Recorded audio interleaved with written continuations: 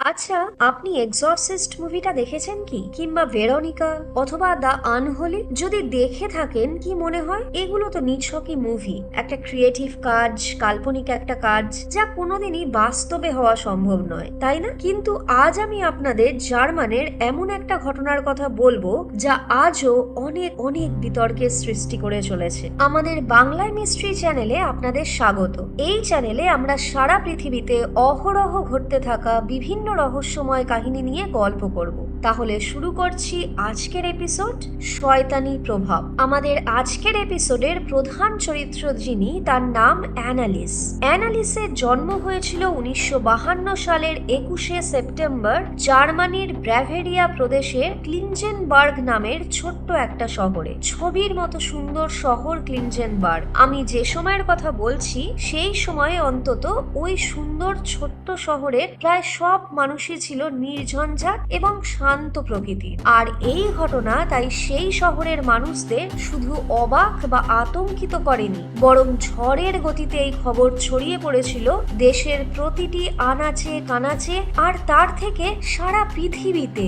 তো যা বলছিলাম, অ্যানালিস, ওর পুরো নাম ছিল অ্যানালিস মিশেল। অ্যানালিস মিশেল ছিল ভীষণ মিষ্টি দেখতে একটা মেয়ে। অ্যানালিস যত বড় হতে থাকে ততই তার রূপ এবং তার মিষ্টি ব্যবহার সবাইকে মুগ্ধ করে। অ্যানালিসের জন্ম হয়েছিল নিষ্ঠাবান ক্যাথলিক পরিবারে, আর সেই কারণে সেই ছোট্ট বেলা থেকেই সে ছিল ধর্মের প্রতি অত্যন্ত শ্রদ্ধাশীল। পাশাপাশি পড়াশোনাতেও অ্যানালিস ছিল ভীষণ ভালো, তাই সব মিলিয়ে অ্যানালিসকে সবাই খুব ভালোবাসতো। শান্ত স্বভাবের, হাসি খুশি, মিষ্টি, ধর্মনিষ্ঠ ছোট্ট মেয়েটি সব্বার ভালোবাসায়, আদরে এভাবেই ধীরে ধীরে বড় হয়ে উঠছিল। সবকিছুই ঠিকঠাক চলছিল, কিন্তু 1968 সাল নাগাদ একটা অদ্ভুত ঘটনা ঘটল। অ্যানালিস মিশেল তখন 16 বছরের পরমা সুন্দরী এক কিশোরী। হঠাৎ অ্যানালিসের খিঁচুনি শুরু হয় এবং তাকে ডাক্তারের কাছে নিয়ে যাওয়া হয়। ডাক্তারি পরীক্ষা নিরীক্ষার পরে ডাক্তাররা জানান যে কিশোরী অ্যানালিস টেম্পোরাল লোব এপিলেপসিতে ভুগছে। এবার এখানে একটা কথা বলতেই হয় যে এর আগে কখনো অ্যানালিসের কোনো নিউরোলজিক্যাল বা সাইকোলজিক্যাল কোনো রোগ ছিল না। এমনকি অ্যানালিস ছিল অত্যন্ত ব্রিলিয়ান্ট এবং ব্রাইট একজন ছাত্রী। কোনো রকম কোনো মানসিক রোগ তার কোনো দিনও ছিল না। এরপরে অ্যানালিসের চিকিৎসা শুরু হয়, যদিও চিকিৎসার ফলে অবস্থার উন্নতি হওয়া তো দূরস্থ, বরং অবস্থার আরো অবনতি হওয়া শুরু হয়। থেকে থেকে অ্যানালিস খুব আতঙ্কিত হয়ে পড়ছিল। অথচ কেন যে সে এত ভয় পাচ্ছিল, কাকে যে সে এত ভয় পাচ্ছিল, তা কিছুই বোঝা যাচ্ছিল না। বারবার করে সবাই তার কাছে জানতে চাইছিল যে কেন সে এত ভয় পাচ্ছে, কিন্তু সে তার কোনো সদুত্তর দিত না। তাই ডাক্তাররা তখন মনে করেছিলেন যে এই আতঙ্কের কারণ হয়তোবা তার দৃষ্টিভ্রম বা হ্যালুসিনেশন। ডাক্তারেরা তাই তার এপিলেপসি ট্রিটমেন্ট শুরু করে দেন, আর তার শারীরিক এবং মানসিক অবস্থার আরো অবনতি হতে শুরু করে। ধীরে ধীরে অ্যানালিসের মধ্যে মৃগী রোগের লক্ষণ ফুটে ওঠে। অ্যানালিসের খিঁচুনি আরো ভয়ঙ্কর রূপ নেয়। ঘরে রেখে অ্যানালিসকে তখন চিকিৎসা করা আর সম্ভব হয় না। অ্যানালিসকে তখন উর্সবার্গের মানসিক হাসপাতালে ভর্তি করা হয়, আর সেখানে মেডিকেল পরীক্ষা নিরীক্ষায় জানা যায় যে অ্যানালিস গ্র্যান্ড ম্যাল এপিলেপসিতে ভুগছে।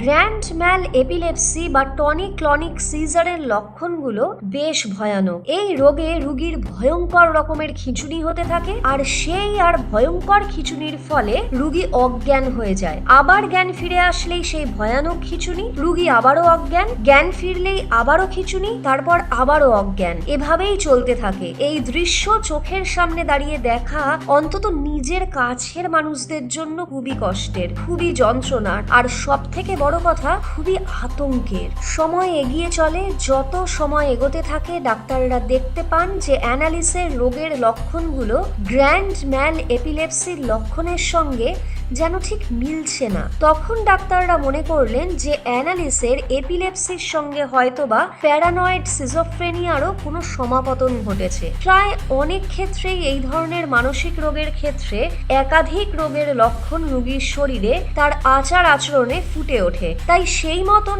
আরো পুরোদমে ডাক্তাররা অ্যানালিসের চিকিৎসা চালাতে থাকেন। অথচ এত রকমের চিকিৎসার পরেও অ্যানালিসের অবস্থা খারাপ থেকে আরো খারাপ হতে থাকে। ভয়ঙ্কর হ্যালুসিনেশন হতে থাকে অ্যানালিসের। এর মধ্যে অ্যানালিসের অবস্থা সেরকম কোনো উন্নতি দেখতে না পেয়ে অ্যানালিসকে তার বাড়ির লোক হাসপাতাল থেকে বাড়িতেই নিয়ে আসে। বাড়িতেই ডাক্তারেরা তার চিকিৎসা করতে থাকেন, কিন্তু কোনোই লাভ হয় না। ধর্মপ্রাণ অ্যানালিস ছোট থেকে ঈশ্বরের কাছে প্রার্থনা করতে খুব ভালোবাসতো, কিন্তু এই সময় সে প্রার্থনা চলাকালীনও অদ্ভুত অদ্ভুত আচরণ করতে শুরু করে। অ্যানালিস বলে সে যখন প্রার্থনা করছে তখন শয়তান অনর্গল তার কানের মধ্যে ফিস ফিস করে কথা বলে চলেছে। তাকে যখন ডাক্তার এবং অ্যানালিসের বাড়ির লোকজন জিজ্ঞেস করে যে তাকে শয়তান কি বলছে, হিস হিসে গলায় অ্যানালিস তখন তাদের বলে যে শয়তান তাকে বলছে অ্যানালিস কুৎসিত, অ্যানালিস জঘন্য, অ্যানালিস নিকৃষ্ট, অ্যানালিস নোংরা, আর তাই অ্যানালিস শয়তানের খুব প্রিয়, শয়তান তাকে ভালোবাসে। এসব কথা অ্যানালিসের মুখে শুনে অ্যানালিসের পরিবারের লোকজন খুব স্বাভাবিকভাবেই ভীষণ ভেঙে পড়ে। একটা সাধারণ ধর্মভীরু ক্যাথলিক পরিবার, তাদের কাছে এরকম শয়তানের কথা শোনাও যে পাপ। সেখানে তাদের পরিবারের এত প্রিয় ছোট মেয়েটি বলছে নাকি যে শয়তান তাকে এসব বলছে। অসহায় মানুষগুলো ভেবেই পায় না কেন তাদের প্রিয় অ্যানালিসের সঙ্গে এমনটা হচ্ছে। এইভাবে দীর্ঘ 5 বছর কেটে গেল। ডাক্তারদের সব রকম চেষ্টার পরেও অ্যানালিসের অবস্থার কোনো উন্নতি হলো না। তখন 1973 সাল। অ্যানালিস তখন 21 বছরের পূর্ণ যুবতী, কিন্তু হায়রে তার সেই ভুবন মোহিনী রূপ তখন আর নেই। অসুস্থতা আর সাইকোট্রপিক ড্রাগ তখন তার শরীরের সবটুকুই নিংড়ে নিয়ে একটা কঙ্কালসার শরীরে পরিণত করেছে অ্যানালিসকে। সেই সময় অ্যানালিস তখন মুক্তি চায় এই অভিশপ্ত জীবন থেকে। সে তখন মনে করে একমাত্র মৃত্যুই তার পথ। ডাক্তাররা তখন অ্যানালিসের পরিবারের লোকজনকে জানান যে অ্যানালিস অ্যাকিউট ডিপ্রেশন ডেভেলপ করেছে আর সঙ্গে তার মারাত্মক সুইসাইডাল টেন্ডেন্সি দেখা যাচ্ছে। এভাবে আরো 2 বছর কেটে গেল। এখন অ্যানালিসকে দেখলে একটা জীবন্ত লাশের থেকে বেশি কিছুই আর মনে হয় না। 1975 সাল। এবার অ্যানালিসের পরিবার একটা চরম সিদ্ধান্ত নিল। দীর্ঘ 7 বছর মেডিকেল ট্রিটমেন্টের পরে তারা এবার ঠিক করলো এবার তারা আর কোনো মেডিকেল ট্রিটমেন্ট অ্যানালিসকে করাবে না। তারা যখন এই সিদ্ধান্তটা নেয় তখন অ্যানালিসের ভয়ঙ্কর করুণ অবস্থা। অ্যানালিসকে তখন এমন এমন আচরণ করতে দেখা গেছিল যা চোখের সামনে দেখলে কোনো সুস্থ মানুষ অসুস্থ হয়ে পড়বে। এমনকি ওই দৃশ্য যে কোনো মানুষের স্নায়ুর উপরে চাপ বাড়াবে। অ্যানালিসকে ওই সময় মেঝেতে প্রস্রাব করে নিজের সেই প্রস্রাব চেটে চেটে খেতে দেখা গেছে। তার গলার স্বর ভয়ঙ্কর বিকৃত শোনাতো। এমনকি তার গলার মধ্যে থেকে একাধিক মানুষের বিকৃত গলার আওয়াজ বেরোতেও শোনা গেছিল। এতেই শেষ নয়, অ্যানালিসকে জ্বলন্ত কয়লা হাতে করে নিয়ে তারপরে মুখে পুড়ে দিয়ে চিবিয়ে চিবিয়ে খেতে অবধি দেখা গেছে। আবার জ্যান্ত মাছি, মাকড়সা, পোকা ধরে চিবিয়ে খেতেও দেখা গেছে। এই সময় অ্যানালিসের আর নিজের কোনো বোধ বুদ্ধির ছিটে ফোটাও অবশিষ্ট ছিল না। শোনা যায় একবার অ্যানালিস নাকি হামাগুড়ি দিয়ে টেবিলের তলায় ঢুকে যায় আর সেখানেই টানা 2 দিন উবুর হয়ে বসে কুকুরের মতন করে ডাকতে থাকে। এই সময় প্রায়ই অ্যানালিসকে দেখা যেত সে দেয়ালের দিকে মুখ করে দাঁড়িয়ে আছে। এই অবস্থায় সে যন্ত্রণায় চিৎকার করে শরীর মুচড়ে বসে পড়ত। একবার অ্যানালিসকে একসঙ্গে 400 বারেরও বেশি বার হাঁটু ভেঙে প্রার্থনার ভঙ্গিতে বসতে দেখা গেছিল। ওর পায়ের হাঁটু ভেঙে গেছিল, চারিদিকে কেটে ছড়ে রক্তারক্তি হয়ে গেছিল, কিন্তু কোনো কিছুই ওকে থামাতে পারেনি। যেন কি এক অমানসিক শক্তির প্রভাবে অ্যানালিস আপনা আপনি এরকম করে যাচ্ছিল। কোনো মানুষের স্বাভাবিক শক্তিতে এভাবে পরপর দাঁড়িয়ে থেকে বারবার করে বসা এবং ওঠা কোনোভাবেই সম্ভব নয়। এই সময়ের কিছু আগে যখন অ্যানালিসের সামান্যতম বোধ অবশিষ্ট ছিল তখন অ্যানালিস বলতো যে সে শয়তানের কবলে আছে। অ্যানালিস তখন সম্পূর্ণভাবে বিশ্বাস করতে শুরু করে দিয়েছিল যে শয়তান তাকে অধিকার করেছে। তার ধর্মভীরু পরিবার তখন মানসিকভাবে সম্পূর্ণ বিপর্যস্ত, আতঙ্কিত এবং চরম কষ্টের মধ্যে তাদের দিন কাটাচ্ছে। অ্যানালিসের কাছে তারা এই শয়তানের ব্যাপারে জানতে চাওয়ায় অ্যানালিস বলে তার শরীরের এবং মনের দখল নিয়ে নিয়েছে একদল শয়তান। তারা কারা জানতে চাওয়ায় অ্যানালিস বলেছিল Lucifer, Judas, narrow, Kane, Hitler, এমনকি জীবদ্দশায় অত্যন্ত স্ক্যান্ডালাইজড হওয়া ধূর্ত ফ্লেন্সম্যান নামের একজন প্রিস্টও নাকি তার শরীরের এবং মনের দখল নিয়েছিল। এইসব কথাবার্তা খুব স্বাভাবিকভাবেই অ্যানালিসের পরিবারের সবাইকে আতঙ্কিত করে তুলেছিল। অ্যানালিসের বাবা জোসেফ ছিলেন একজন প্রিস্ট এবং অ্যানালিসের 3 বোন ছিলেন নান। মা আনা ছিলেন অত্যন্ত ধর্মভীরু একজন ক্যাথলিক মহিলা। আনা অ্যানালিসকে নিয়ে চার্চে প্রার্থনা করতে গেলে একজন বয়স্ক মহিলা প্রথম আনাকে বলেন যে অ্যানালিসের উপরে কোনো খারাপ আত্মা ভর করেছে। তখনও আনা অ্যানালিসকে ডাক্তারের কাছে নিয়মিত চিকিৎসার জন্য নিয়ে যেতেন, তাই তখন তিনি ওই কথা সেরকম গুরুত্ব দেননি। কিন্তু সময় যত গড়িয়েছে পরিস্থিতি আরো খারাপ হয়েছে আর অ্যানালিসের পরিবারের মনের আশঙ্কা তাই বেড়েই চলেছে। তখন যা বলছিলাম 1975 সালে অ্যানালিসের পরিবার অ্যানালিসের মেডিকেল ট্রিটমেন্ট সম্পূর্ণভাবে বন্ধ করে দেয়। এবার অ্যানালিসের পরিবার উজবার্গ চার্চের কাছে এক্সোরসিজমের জন্য আবেদন জানান। যারা জানেন না এক্সোরসিজম কি তাদের জন্য সহজভাবে বলি, এক্সোরসিজম হলো খ্রিস্টান মতে কারুর উপরে আত্মা ভর করলে তাকে তাড়ানোর পদ্ধতি। প্রায় সব ধর্মের মধ্যেই এই পদ্ধতি আছে, হয়তো নামটা এবং পদ্ধতিটা আলাদা। তো যেটা বলছিলাম, অ্যানালিসের পরিবার চার্চের কাছে অ্যানালিসের জন্য